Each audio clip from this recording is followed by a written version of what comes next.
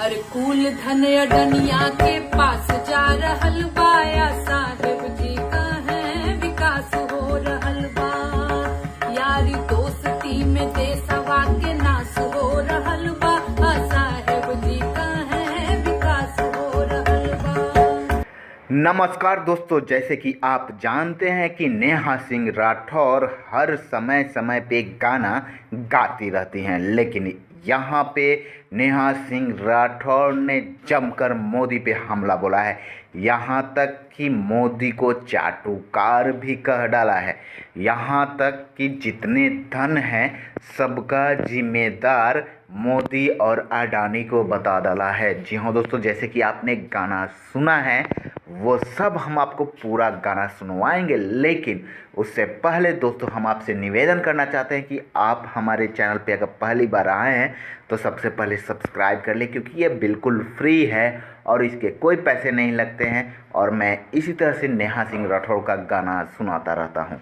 तो चलिए सुनाते हैं नेहा सिंह का ये गाना। अरे कुल धन अडनिया के पास जा रहल बा, या साहेब जी का है विकास हो रहल बा।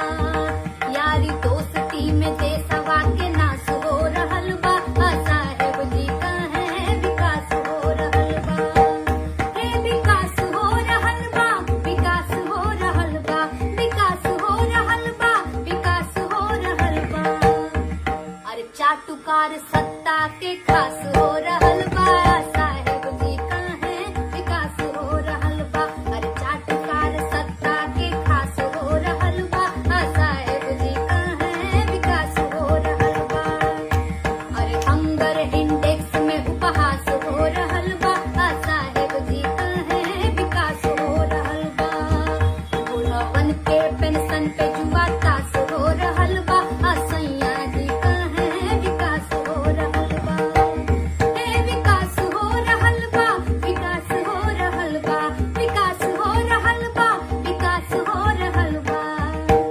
अरे मीडिया चौकीदारवा के दास हो रहल बा, राजा जी का है विकास हो रहल बा। अरे मीडिया चौकीदारवा के दास हो रहल बा, सैया जी का है विकास हो रहल बा।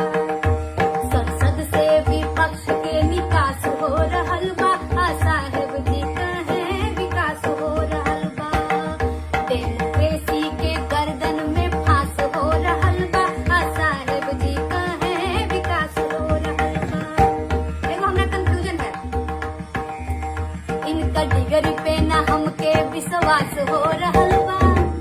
इता अनपढ़ बुझाले या भास हो रहल बा, साहेब जी का है विकास हो रहल बा। विकास हो रहल बा, विकास हो रहल बा, विकास हो रहल बा, विकास हो रहल बा। लोक गायन ना इनके